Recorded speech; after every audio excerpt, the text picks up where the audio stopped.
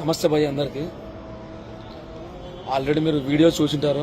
అది ట్రెండింగ్ నడుస్తూనే ఉంది. ఇంకా దాదాపుగా ఇంకా ఫోన్లు వస్తూనే ఉన్నాయి. చూడు, ఫోన్ చేస్తూనే ఉన్నారు. పెద్ద అయిన దాంట్లో బర్త్డే ఫంక్షన్లో నేను మాట్లాడడం తప్పే, చిరంజీవి గారి బర్త్డే ఫంక్షన్లో నేను చెప్పడం తప్పే పెద్ద అయిన దాంట్లో. కాకపోతే నేను కెమెరామన్ గంగతో రాంబాబులే డైలాగ్ నేను ఫిక్స్ అయినది అది. ఇది ఆన్ ది స్పాట్లో వచ్చింది. ఈ డైలాగ్ చెప్పినాను. కానీ మేము నిజంగా చెప్తున్నాం, కళ్యాణన్న కోసం నా ప్రాణం ఇవ్వడానికైనా సిద్ధమే. ఇదైతే నేను నేను భయపడి చేయట్లేదు. నిజంగా చెప్తున్నాను, ఏదో భయపడి అస్సలు చేయట్లేదు. నాకు తెలుసు, నాకు నిజంగా అంటే ఇట్లా జరుగుతుందని నాకు అసలు నాకైతే తెలియదు. ఇంకో విషయం ఏంటంటే, మీరు ఇంతకుముందుకు మాట్లాడేటివి ఎక్కడమే మీరు మాట్లాడారు కదా ఇంతకుముందుకు. చిన్న పిల్లలతో మాట్లాడిస్తున్నారు మీరు.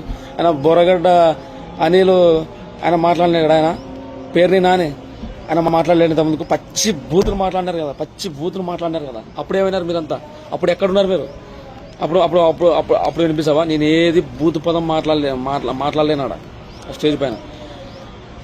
డైలాగ్ పరంగా చెప్పినా నేను చెప్తున్నా. జగన్ గారి ఫ్యాన్స్ కూడా నేను ఒకటే చెప్తున్నాను, మీ మనోభావాలు ఏమన్నా దెబ్బ తీసింటే నేను మనస్ఫూర్తిగా చెప్తున్నాను నిజంగా. అంటే సారీ ఇంతకంటే నేను ఏం చెప్పలేను. నేను కాకపోతే కళ్యాణన్న గురించి అంటే మాత్రం అస్సలు భయపడం, ఎంత దూరమైనా పోతాం. ఇది చాలా మంది పార్టీ ఆఫీస్ కార్డు నుంచి ఫోన్ చేసినారు నాకు. చాలా మంది ఫోన్ చేసి, తమ్ముడు నీకు సెక్యూరిటీ కావాలంటే సెక్యూరిటీ కూడా ఇస్తామని చెప్పి జరిగింది. Thank you so much. Janasena party నాకు నిజంగా సపోర్ట్ చేసిన ప్రతి ఒక్కరికి నా శిరస్సు వంచి థ్యాంక్ యూ. బాగా రెస్పాన్స్ అయినారు నా గురించి.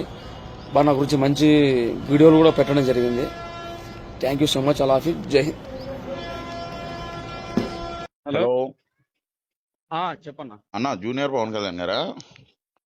చెప్పన్నా, నేనే మాట్లాడేది. అన్న నేను నీకు చాలా పెద్ద అభిమానం అన్న. బేసిక్ గా నేను వైఎస్ఆర్సీపీ. ఓకే, నాకు అర్థమైంది. ట్రూ కలర్ లో పడింది ఆల్రెడీ. ఓకే అన్న, కానీ మీరు మాట్లాడే విధానం అనేది చాలా రాంగ్ అన్న. ఇప్పుడు మీరు మన పవన్ కళ్యాణ్ ని మీరు చింతకాయలు గాని అన్ని మాట్లాడినప్పుడు చింతకాయలు గాని నువ్వేం చేసావు? చిరంజీవి గారిని చింతకాయలు గాడి ఎంత నీచంగా మాట్లాడినప్పుడు నువ్వేం చేసావు? నేను ఏమంటానంటే, ఫస్ట్ ఆఫ్ ఆల్ దీన్ని అర్థం చేసుకోదని ఫస్ట్ ఏం చేశానంటే, డైలాగ్ పరంగా నేను డైలాగ్ గుర్తుకొచ్చి చెప్పినాను. అది డైలాగ్ పరంగా అంటే ఇదేమన్నా సినిమా డైలాగ్ అంటే ఇదేమన్నా పుస్తకాల్లో రాసి పెట్టారా? శ్రీశ్రీ గారు రాశారా, లేదంటే మన ఎవరైనా పెద్ద పెద్ద కవులు రాశారా? డైలాగులు కొట్టానని చెప్పని చెబుతున్నావు నువ్వు.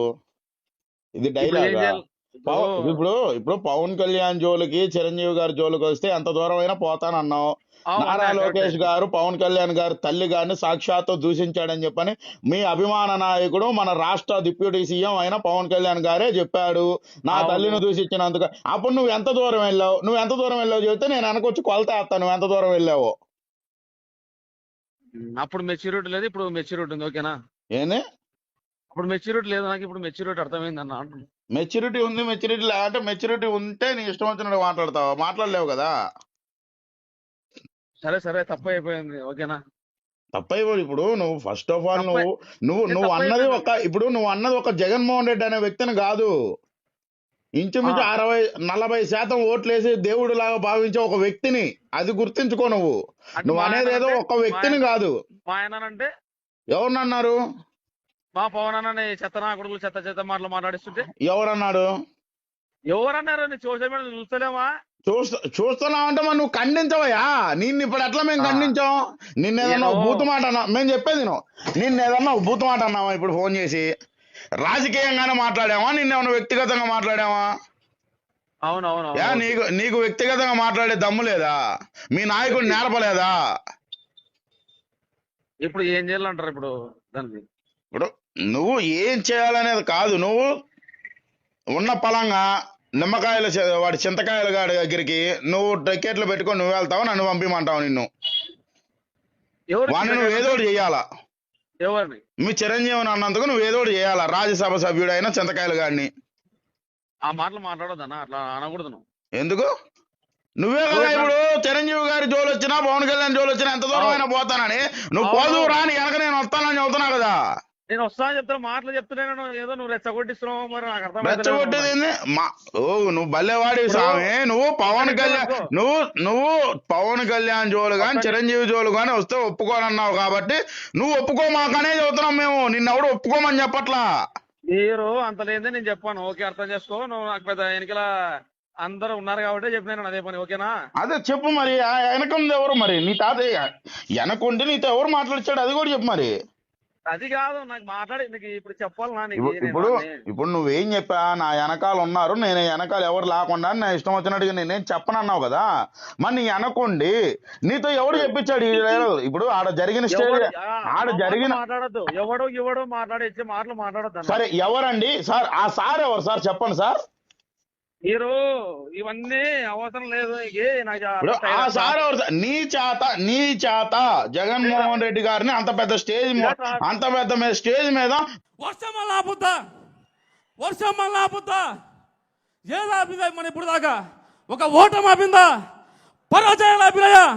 వర్షం కూడా ఆపలేదు అని తెలియజేసుకుంటూ ముందుగా స్వామినాయుడు గారికి, శివన్నకి మనస్ఫూర్తిగా అన్న, మీరు లేకపోతే మేము ఇక్కడ ఉండేతోళం కాదన్నా. జగన్ గుర్తు పెట్టుకో, నిన్ను పాతాళానికి దక్కకపోతే నా పేరు పవన్ కళ్యాణే కాదు, మా పార్టీ జనసేన కాదు. కబర్దార్ మా పవన్ అన్న జోలికి కానీ, మా చిరంజీవి మెగా ఫ్యామిలీ జోలికి కానీ ఎవరైనా వస్తే మాటలు ఉండవు. ఇప్పుడు ఈ సభాముఖంగా తెలియజేస్తున్నాను, ఎవరికి భయపడే ప్రసక్తే లేదు. మా మెగా ఫ్యామిలీని కానీ, మా పవన్ అన్న జోలికి కానీ ఎవరన్నా పిచ్చి కుక్కలు మొరిగితే గుట్టలో తీసుకుంటే సాగని తెలియజేసుకుంటాను.